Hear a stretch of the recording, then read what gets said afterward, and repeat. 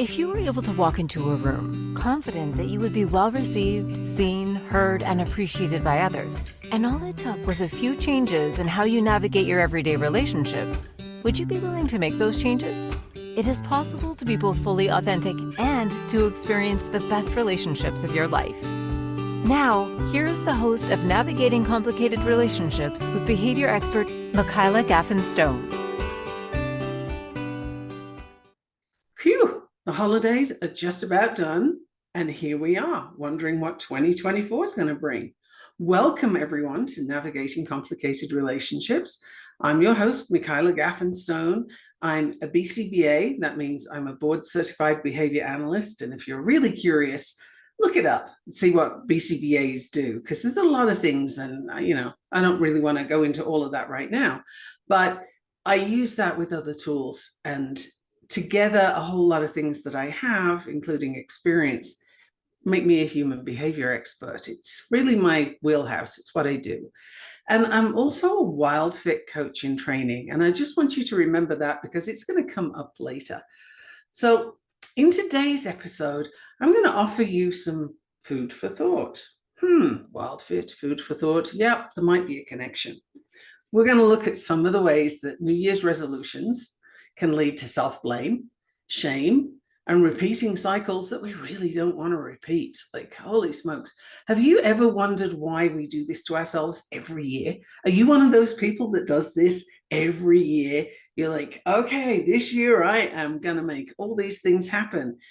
And do you actually get very far with that? How many days is it before you start beating yourself up because it didn't work? In air quotes, it didn't work.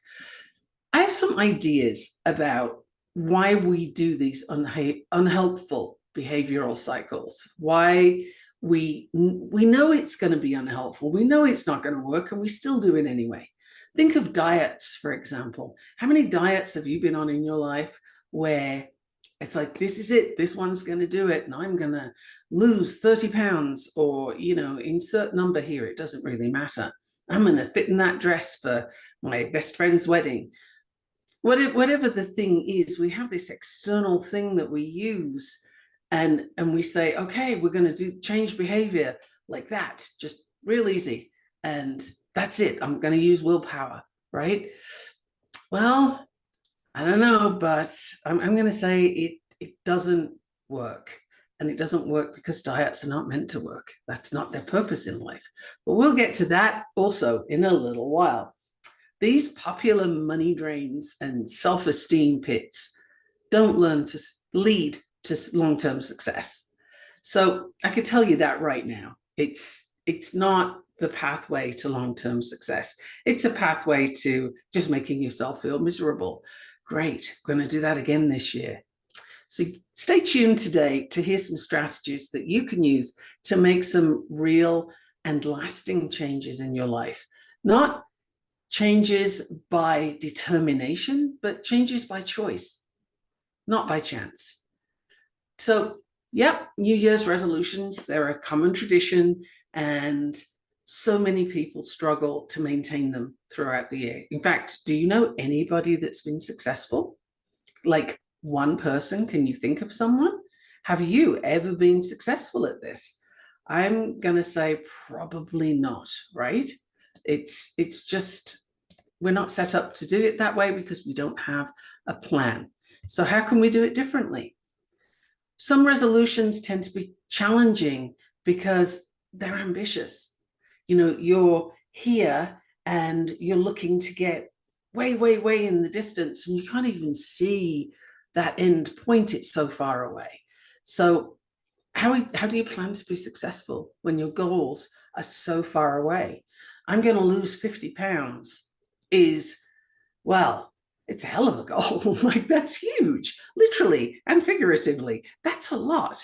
How about 5 pounds?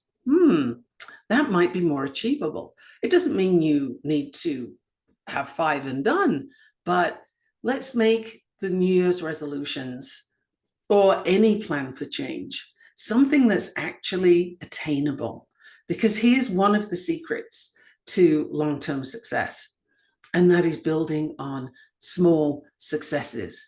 It's lots of small steps that every time something works, your brain gets a dopamine hit and you're like, oh, yeah, that's good. Let me do more of that.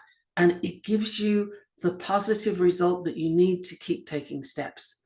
If you're doing things that fail, that don't work for you, then you run into this self-narrative of, oh, I can't do this, I don't have the willpower, or I'm lacking, whatever the thing is. No, I would argue that that is not actually what's happening. The problem is that you're being very ambitious and shooting for something that simply you can't even see it. You got a lot of steps between here and there. So the first tip I'm going to give you is aim for a lot of small successes. In behavior analysis, that's called building behavioral momentum. So if you want a child to do something and it's something they're really resistant to, for example, like take your plate into the kitchen after you've finished eating.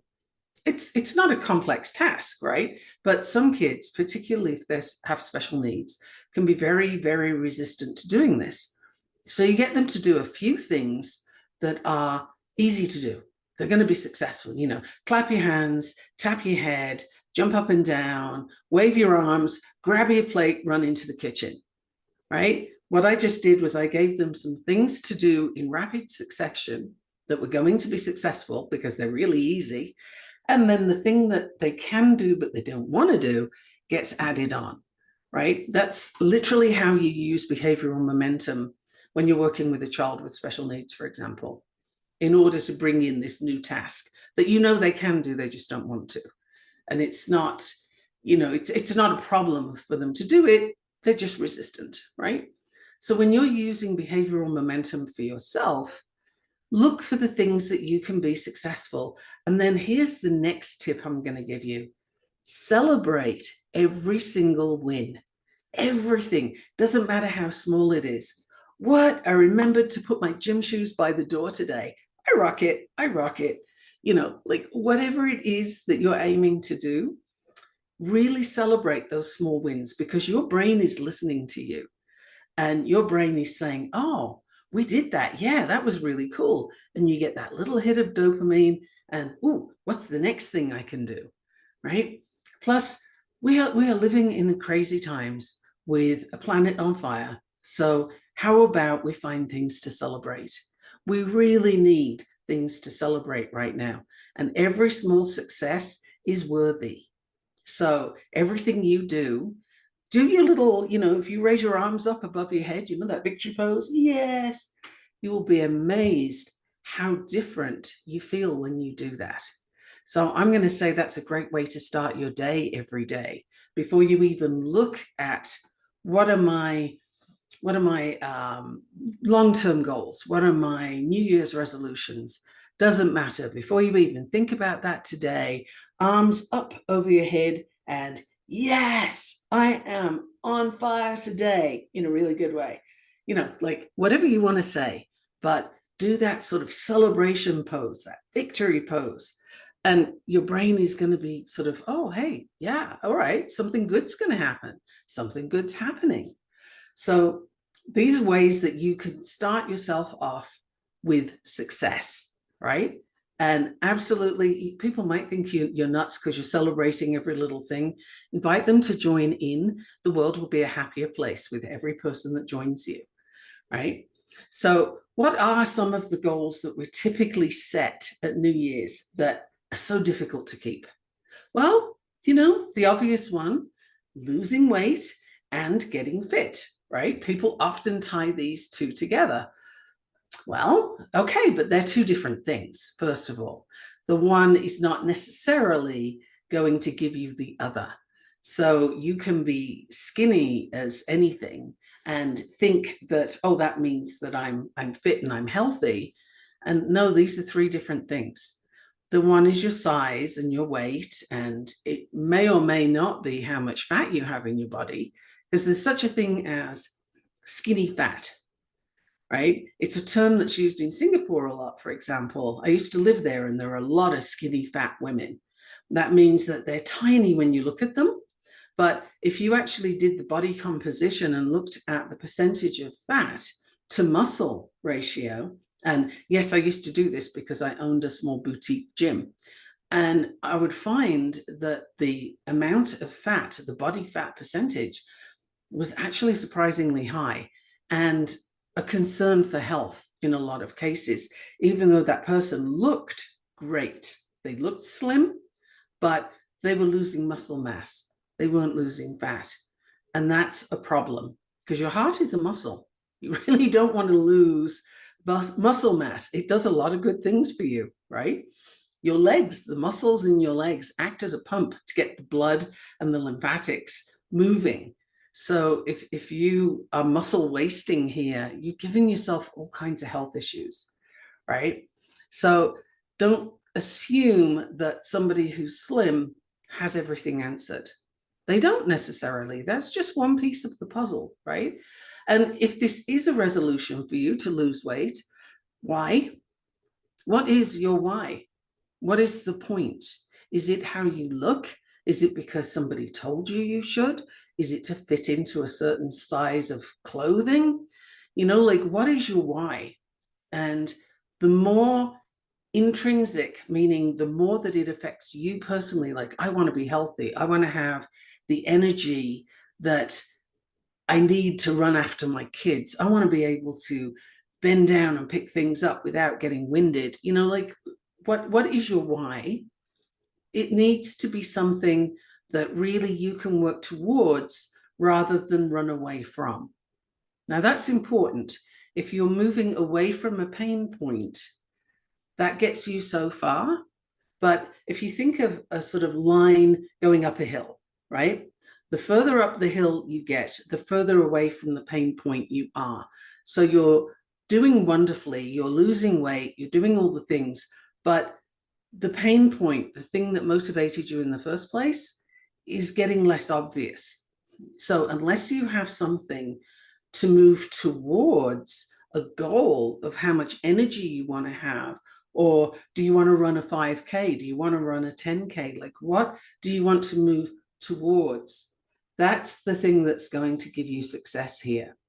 That's going to pull you towards. The pain point kind of pushes you away. You need the two. You need to move away from one thing and then start moving towards another thing. That might sound a little complex, and if you need or want more work with this, I can absolutely help you. It's something that I do. I'm a precision nutrition level 2 coach. I've been ACE certified, which is American Council on Exercise, for 12 years now, I think, in 3 different certifications. I have lots of stuff I can help you with.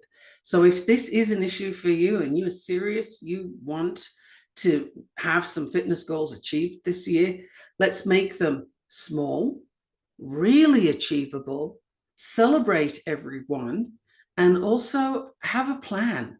Because that's one of the big things that happens with New Year's resolutions is people have a wish and a want. They don't have a plan, right? And if you fail to plan, then you plan to fail. It's not going to work. That's why we go do this whole thing on repeat. Excuse me, I can't talk today. We do the whole thing on repeat every year. I'm going to do this year. This is the last time I'm going to right? We fool ourselves every time. So there are other ways to anchor in these new habits that you want to build. And I just used a keyword there. You have to have something to anchor a new habit to. What are you already doing that you could add on to or work from? If you're just trying to throw it in whenever you remember, again, it's not a plan. It's just a wish and a want, and you're not going to get very far. So I invite you to really think about this. Is it really important for you, or are you just saying this because it's New Year and, hey, I say it every year? If you are serious, I have some ways to help you. And I'm going to give you more clues later, but right now we have a break coming up. So don't go away. Stay right here on Inspired Choices Network, and you are listening to Michaela Gaffen Stone, and we're talking about navigating complicated relationships. See you in a minute.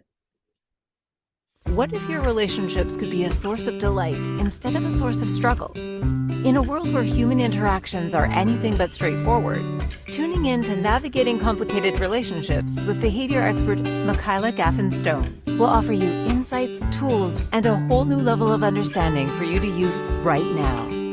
Listen for Navigating Complicated Relationships with Michaela Gaffen Stone, Wednesdays at 12 p.m. Eastern, 11 a.m. Central, 10 a.m. Mountain, 9 a.m. Pacific on InspiredChoicesNetwork.com.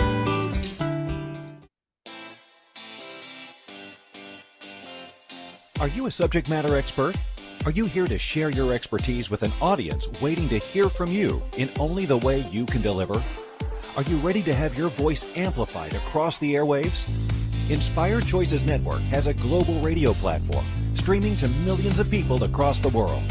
Professionally produced and supported by an accomplished team every step of the way, you can broadcast from anywhere in the world, knowing your voice matters, and we ensure it is delivered with ease and efficiency. Eager to hear your message, the world awaits. Contact us today to become an Inspired Choices Network radio host. Email become a host at inspiredchoicesnetwork.com. This is Navigating Complicated Relationships with Michaela Gaffen Stone. To participate in the program, join the live studio audience in our chat room at inspiredchoicesnetwork.com. You can also send an email to mickey@gaffenstone.com. Now back to the program.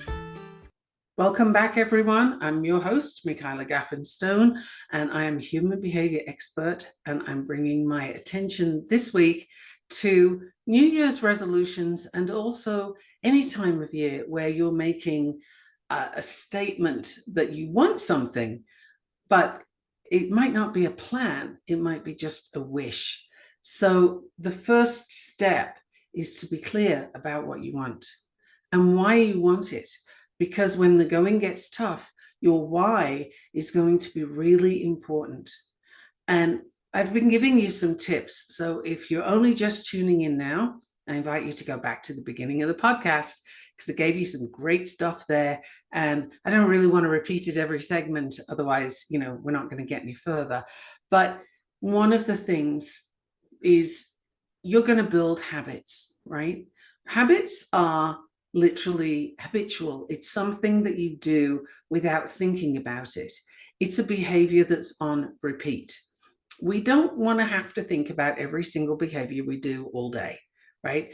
Your mind can only do so much. And if you're going to keep thinking about every single thing, we'd get nothing done, right? So the brain helps you. It gives you habits. It gives you things on automatic that you just don't have to pay attention to. You just do them. So if you really plan to make changes, those changes need to become habits. They need to become something that you simply do.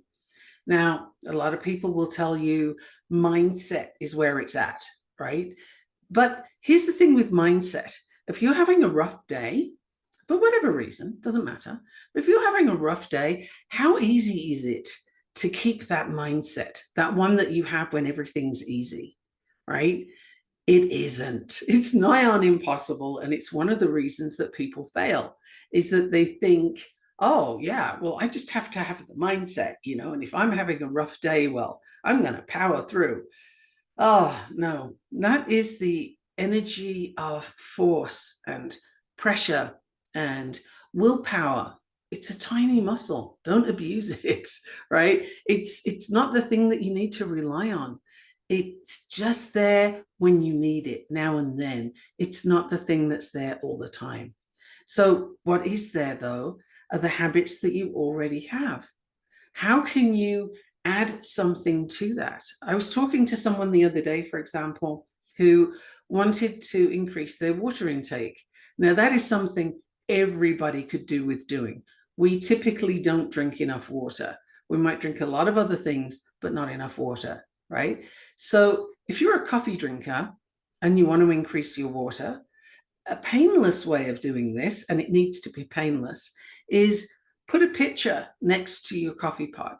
And if you're going to have it soon, have the pitcher filled with water of whatever temperature you like. A few drops of lemon juice in if you like that. Doesn't matter. The point is have it right next to your coffee pot so that when you go for the coffee, which is already a habit, you can then grab the pitcher and get the water, right? And you start to add into the habit that already exists. That is such an easy way for you to be successful. And then celebrate it. Yeah, I remembered to put the pitcher there. Woo!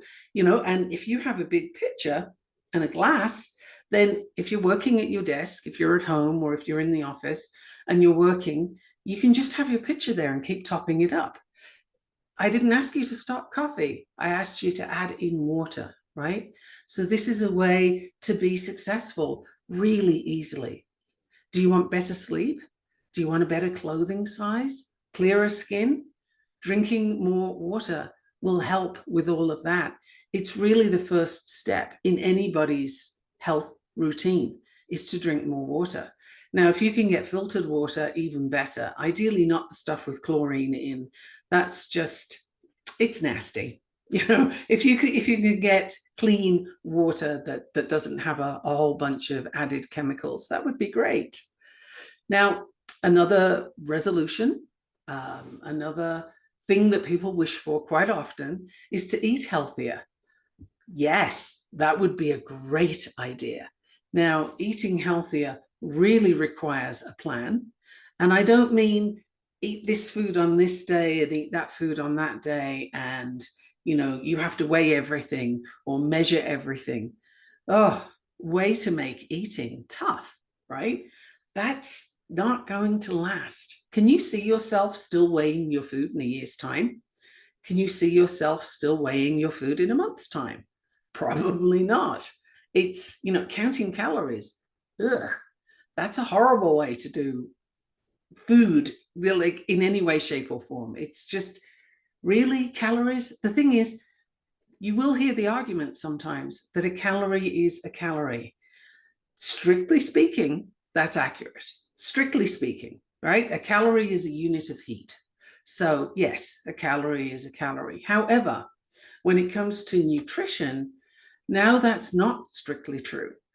A calorie of Coca-Cola, is not the same as a calorie of avocado, right? When your body receives this, when it gets the avocado, it can say, oh, hey, yeah, I know what to do with this. There's healthy fat and there's vitamins, there's minerals, there's all kinds of things attached to this tiny calorie. I know what to do with it. When it gets the calorie of a soft drink, I don't know what this is, but I don't recognize it as food, right? Your body has not had a lot of time to adjust to things like Coca-Cola, right? Evolutionary speaking. So think of what is edible, meaning a food that you consume, nutrients that you consume, that your body can recognize and work with and build and repair you, right? And then you have things that are non-functional, that are consumable, but I wouldn't really call them edible. And that's the junk food products or the non-functional food products, right? When you've got a lot of chemicals in there, your body doesn't know what to do with that stuff. So guess what it does? Here's a secret for you. And it shouldn't be a secret, but it often is. It stores those chemicals as fat. Your liver can't metabolize everything that you're taking in if you have a high non-functional food diet, right? And if you have to have a product labeled in the supermarket, labeled as food, I'm going to say that's probably not food. It's a product. It's not the same thing.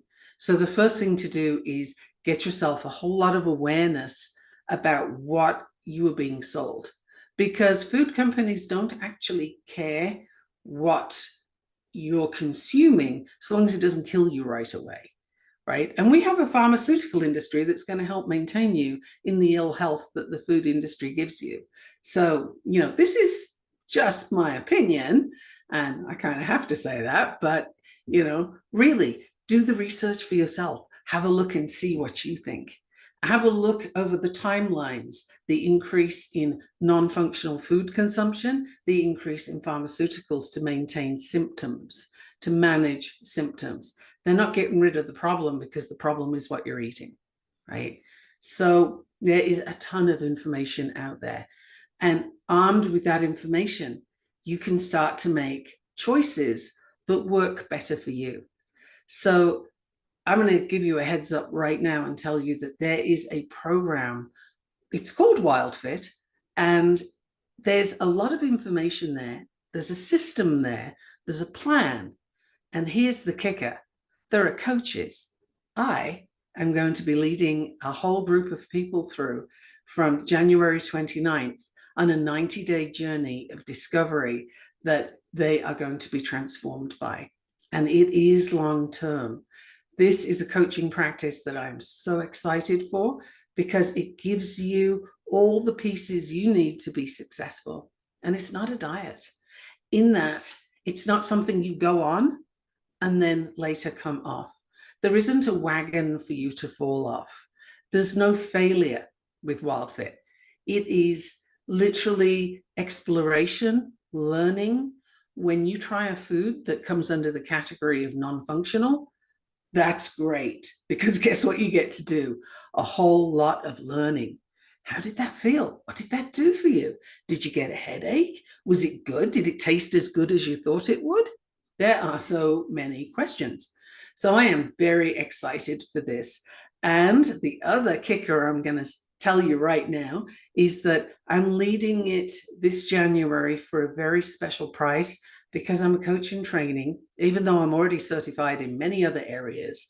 For WILDFIT, this is my first cohort. So I'm giving people an absolute deal to get through this in the most wonderful way, with the program, with all the learning, and with coaching in a small group environment. Now that sounds to me like a recipe for getting that achievement that you're looking for. And it covers a lot of things. It's not just food. It's all sorts of related habits and so on that you do for your health. You know, it's literally behavior change that you are in control of, which is the best kind of behavior change, right? Are you not tired of being manipulated by food companies that tell you, here, eat this, this is better for you. Here, don't eat that.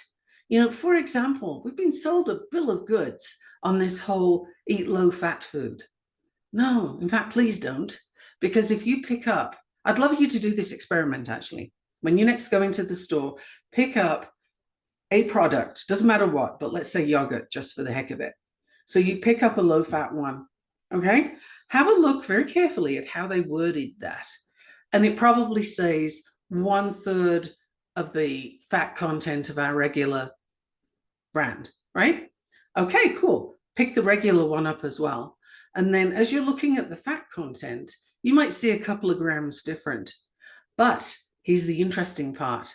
Have a look at the sugars and see how much more sugar there is in that low-fat variety. It is brutal.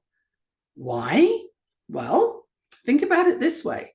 Is there a lobby for fat? No. Is there a lobby for sugar? Yes.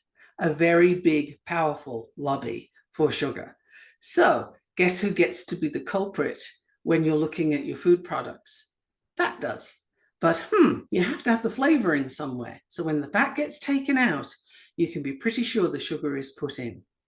And I'd like to give you yet another tip. All of this is just, it's meant to give you the impression, the understanding that there's so much more out there that you need to know in order to navigate this crazy landscape we have in the supermarket these days, right? But there are now 257 names of sugar. I have posted it periodically on Facebook. I'll post it again. But think about it. If sugar is not a problem, if sugar is good for you, or it's at least not bad for you, why do people need 257 names for it? Well, when you pick up an item and it has a big long ingredient list, you've probably got 8 different types of sugar in there. So your overall sugar doesn't look that bad, but is it? Chances are it's really high, especially if you live in the US. The US tends to use a lot more sugar than other countries do. I used to live in Canada, and I noticed whenever I came to the US that bread tasted so much sweeter in the US. There's a lot more sugar here. And within 2 days, I'd be getting a headache because of the amount of sugar. Now that is food for thought. And we have a break right now, so don't go away. I hope you're making notes, and I'll let you know about the WILDFIT opportunity again after the break. And if you're interested, please do contact me, because I am gathering people as we speak to go into this, and I have a limited number that I can take through. So I will see you in a minute, and we're right here on Inspired Choices Network, navigating some very complicated relationships. What if your relationships could be a source of delight instead of a source of struggle? In a world where human interactions are anything but straightforward, tuning in to Navigating Complicated Relationships with behavior expert Michaela Gaffen Stone will offer you insights, tools, and a whole new level of understanding for you to use right now. Listen for Navigating Complicated Relationships with Michaela Gaffen Stone, Wednesdays at 12 p.m. Eastern, 11 a.m. Central, 10 a.m. Mountain, 9 a.m. Pacific on InspiredChoicesNetwork.com.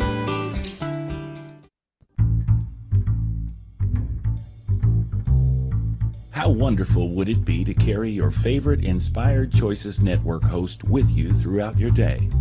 Well, now you can. Inspired Choices Network now has its very own mobile app. Our free app offers live streaming shows, along with thousands of podcasts and TV episodes. Our shows cover a wide variety of topics. Whether you're waking up with us, carrying us through the day, and taking us to bed with you, we're always here for you to enjoy. We're easy to find. Just search for Inspired Choices Network in the Apple App Store or Google Play Store.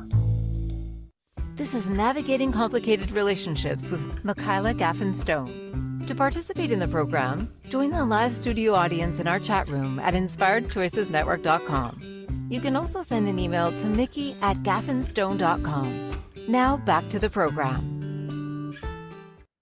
Welcome back, everyone. I'm so glad you're still here.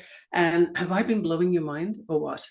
If I have, then it means there's tons more for me to offer you, because I'm just giving you the tip of the iceberg, and not iceberg lettuce, because that really doesn't contain a whole lot other than water, and you could just drink that. So there's so much information out there that you need to know, because the food companies aren't going to tell it to you. They're just going to encourage you to eat their product, right? And there's also, another thing I'd just like to mention is, did you know that the same company that has branches in different countries all over the world will abide by the laws? Of course, they're very law-abiding, but they will include chemicals that are known to be bad for you in countries where they are not explicitly banned. So that means that there are certain food dyes that cause kids with ADHD problems and cause behavioral issues in kids. And there are some cancer-causing properties that have been recognized in Europe, for example, and they're not really recognized in the US right now. So your food product in the US is likely to contain them, whereas it will not in Europe because it's been banned. So there's a lot of products there that, I'm not going to take on the food companies here in a big argument. I don't need to. Look it up. Just have a look and see the differences. If this interests you, and I suggest it should interest you, because what are you eating that you don't know is in there? There are so many things, and I do post about them on Facebook periodically. There is, Lucky Charms, I think it was, has a product in there, trisodium phosphate. It's circled on my little post about on the label for Lucky Charms. There's also a box in the picture next to it where it's sold in some home development stores, like Home Depot kind of thing. And it's the same product you use to clean your walls before you paint them. So you're eating that. You're giving it to your kids. This is something you need to learn about, because they're not going to tell you, right? WILDFIT is this program that is well established, well researched. Thousands of people have been through it and have found it to be long-term successful. Now, it uses behavior change dynamics and information, all kinds of things that you need, the toolkit that you need to be successful. and I'm bringing my coaching experience into this environment and taking a small group of people up to 20 through the 90-day program, giving extra support, extra help, extra information to make sure that you can be as successful as possible. So if this is interesting to you, I would love for you to contact me. You can find me on Facebook, LinkedIn, Instagram, kind of in that order, or email me. You can check out my website. WILDFIT's not on there yet, but you can find lots of other things about me on there, and that's gaffenstone.com. So there are so many ways that you can give yourself the best year this year. And by having sort of vague ideas about what you'd like, wishes and wants, that's not going to get you there. But a plan, and a plan with support, and a tested plan with support, now that is going to get you where you want to be. And I'm inviting you to join me for this. And it's called WILDFIT. So check it out and give me a message. You can text message, you can find my email, and so on. So just let me know. And let's switch to a different topic for a little bit. Saving money. That can be another common resolution, right, at New Year's. But if you don't have a clear budget or a specific saving goal, then you're going to find that challenging to do. Now, the first thing that people typically say is, well, I don't have any money to save. Okay, given that, where are you wasting money? Where are you spending money that you don't really have to? Do you have subscriptions that you've forgotten about? Do you buy food that you end up throwing away? Ooh, now that's a big one, because food waste is a problem on so many levels in an overcrowded planet like this one. So where are you wasting your money, the money that you do have? Do you have habits that don't serve you? Do you smoke? Do you drink more alcohol than would be generally recommended? You know, like, these are places where a lot of money can disappear really fast, and you don't even necessarily notice it's going, because it's going on an established habit. So if you're wanting to change those habits, there's work to do. But again, if you have somebody who's going to support you, who's in your corner, and who has a plan, a behavior plan, then you can achieve this. But just having a will, a wish, and a want isn't going to do it for you. So if you want to plan that, I'm happy to talk with you and help you figure that out. There are ways to do it. So the first thing about saving money is, stop wasting it. Literally look for all the little leaks, those subscriptions that you've forgotten about. Those things where they say first month is free? Well, that's great for you to be able to try a thing.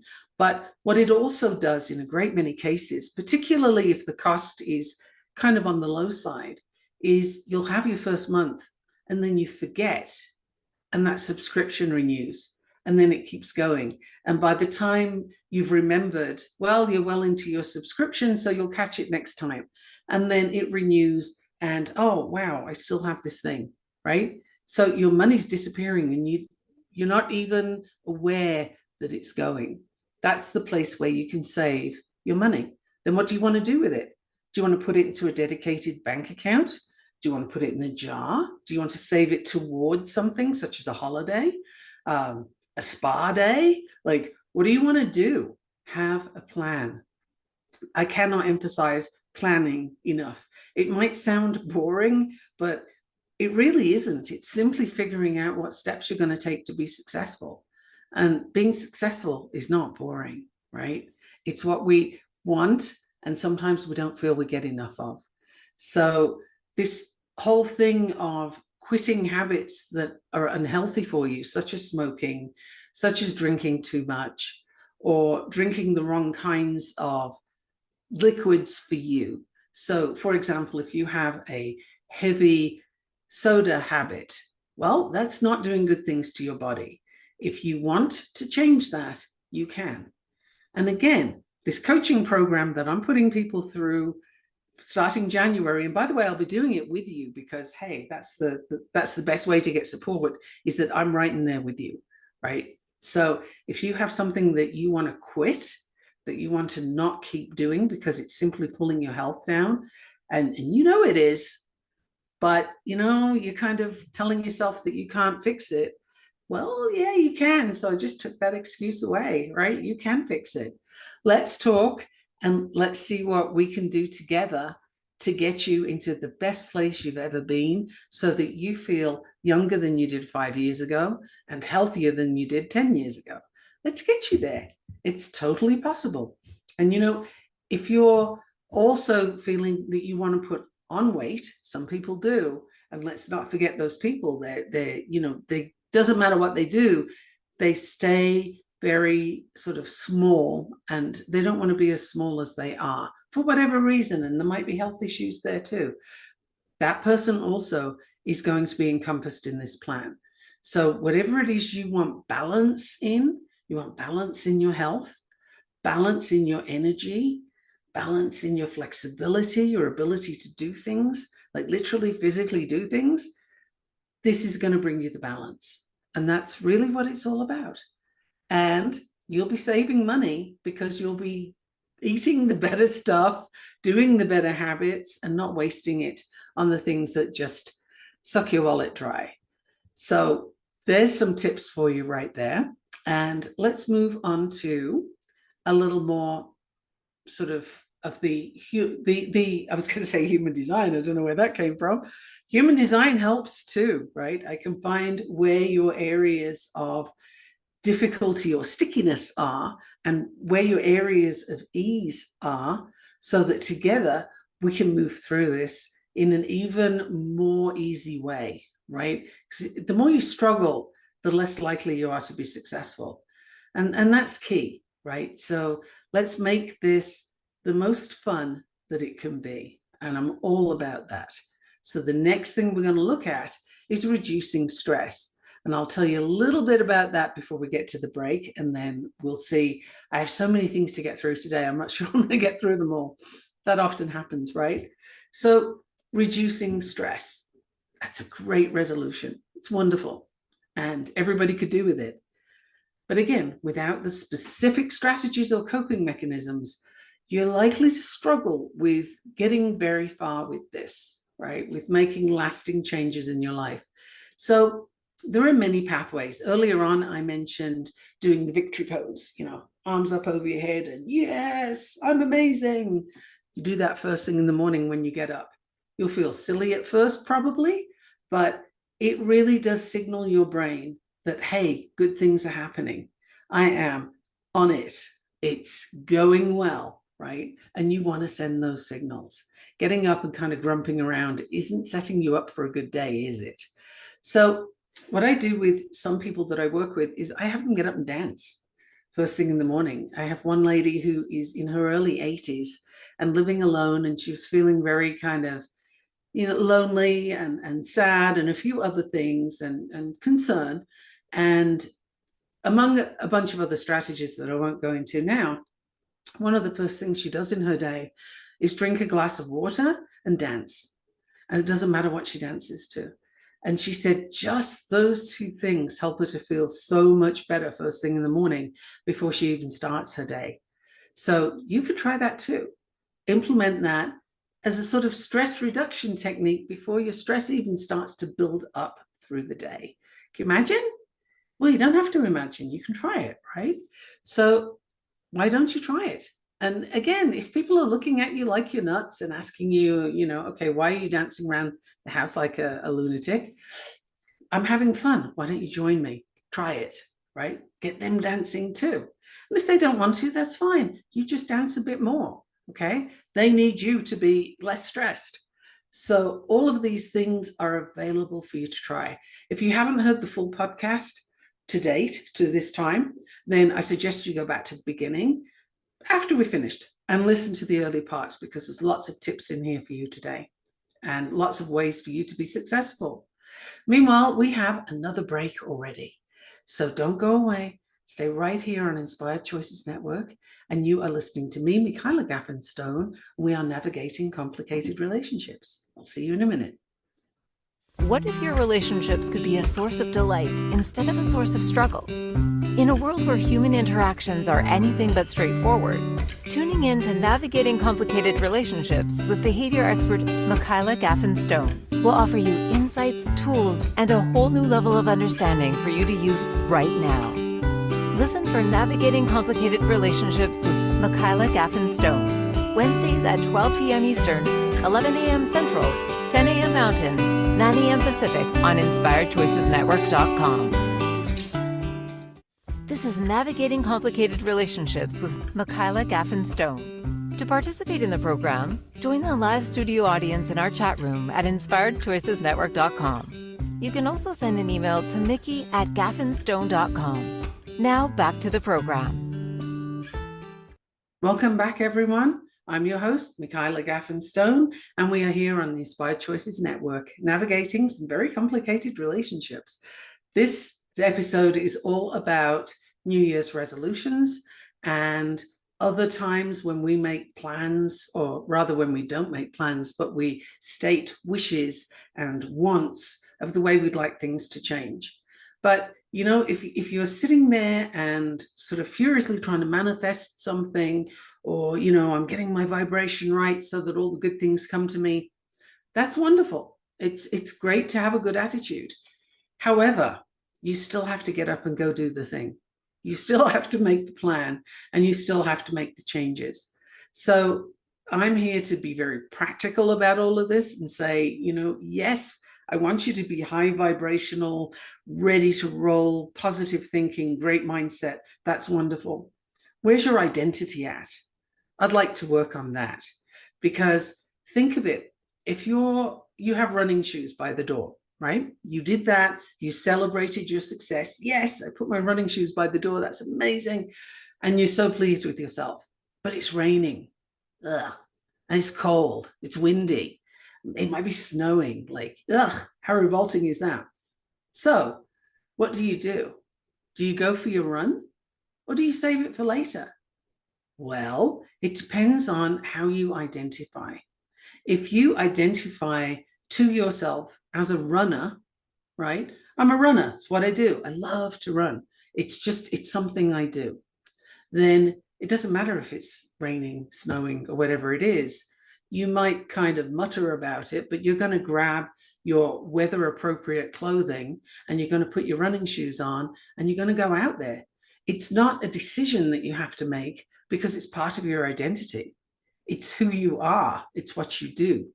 Now, if you want to change that a little bit and look at it from the point of view of somebody who wants to learn to run, or they want to be a runner, then their shoes are by the door. Celebrate. That's great. Yeah, that's awesome. But it's raining. Yuck. Yeah. Okay, I'll do it tomorrow. Or I'll save it for later. It's not really speaking to you that much. It's still a decision you have to make, and it's one that you're happy to say no to because the weather's revolting, right? And why would you want to go and be uncomfortable? These are all in your thought processes when it's not part of your identity. But if it's something that you simply do because it's who you are, that doesn't even enter into it, right? It's not a question, because it's your identity. It's who you show up as. So if you identify as somebody who's very honest, well, chances are you're not even going to consider whether you need to lie to somebody or not, because you don't do that. It's not part of who you are. If you're somebody who cooks all their food at home and wouldn't dream of eating fast food or non-functional food, okay, then you're going to drive past one of those famous fast food places and not even consider it. It's not even going to register unless you need to use the bathroom, right? Because you don't do that. It's not part of your identity. It's not part of what you do. You're somebody who cooks at home. So if you can think of a few more examples for yourself, you'll see how easy things are when it's in your identity. You've incorporated it into who you are. And the way you do that is by building the habit in the first place, attaching a meaning to it that's simply important to you. It's integral to who you are. And then you attach that new habit to one that's already there. So there is a whole process for this, and it takes effort to put those steps into play, but it also takes somebody who knows all these pieces to show them to you and to guide you one by one and just say, okay, we're just going to work on cues right now. Now we're just going to work on the first step of what do you put next to your coffee pot? Excuse me, I'm about to cough. Oh, and we build, right? There's no rush. There's no gateposts that you have to run past. It's literally a case of let's build those habits so that they work for you one by one. And we anchor them so that it becomes part of your identity. It's part of how you show up in the world. And it's the identity you want, not that somebody else gave you. If I asked you right now, could you write down some roles that you're in? Would you be mother, wife, sister, or brother, father, uncle, that kind of thing? Would you put those roles down? Would the first thing you wrote down be your job, for example? Because we often do that in response to a question like, well, who are you? Or what do you do? Tell me about you, right? Somebody says, tell me about you. You're going to give them all these roles that society have given to you. It doesn't mean anything. You have told me nothing if you tell me, well, I'm a computer programmer. Okay, cool. That's great. There are thousands of computer programmers. I don't know anything about you. I know what you do for a living, but I don't know anything about you, the human being. So the identity that you have is deeper than what do you do for a living, or, how many kids you have or don't have, whether you have a partner or not. Like, none of these things define you, but they're what we're used to giving to people as information. Doesn't really define you, though. So one of the tricks to getting your plans in place, making the changes that you'd love to make, is having a plan and building that into your identity. So if you're interested to do that, I invite you to contact me. You can email me, Mickey@gaffenstone.com. You can check out my website, gaffenstone.com. You can find me on Facebook. You can find me on Instagram or LinkedIn. I'm really easy to find. There's only one Michaela Gaffen Stone, I believe. So message me, email me, and we can start a conversation about how this could look for you and what you would get out of doing this 90-day program with me. And we're going to build a community afterwards from the people who go through this, who want to stay together and keep going in with support. So how amazing will that be? I invite you to join me and just send me a message. Let me know what's interesting to you. What are the things that you would like to change, add in, take away? How does that look for you? Does human design interest you as one of the tools? Or would you like to work on the program that I've been mentioning, WILDFIT? Because I'm very happy to coach you. And this is such a unique and amazing opportunity. So it's so exciting. 2024 can be your best year ever. There's no reason why it wouldn't be. There's every reason why it can be. And now is the perfect time. We're starting at the end of this month.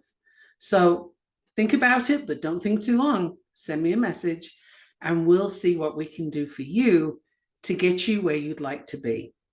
How amazing is that? Now, have you all been taking notes? I hope so. If you haven't, I invite you to go back to the beginning of the podcast, listen for those tips, because I've been throwing gold at you left, right, and center today, as I try to do, right? Because it should be valuable for you when you're giving me your time. And I don't want to just yell into the void, right? I want to give you some value too. So tune in next week. I have a special guest and she is amazing. I'm not going to give you any more heads up right now, but next week's special guest will rock your socks. I'll see you then. Thank you for listening. Thank you for listening to the Navigating Complicated Relationships show. Michaela returns Wednesdays at 12 p.m. Eastern, 11 a.m. Central, 10 a.m. Mountain, 9 a.m. Pacific on InspiredChoicesNetwork.com. Until then, remember every relationship is a journey, and with the right tools, you can create stronger, more fulfilling connections.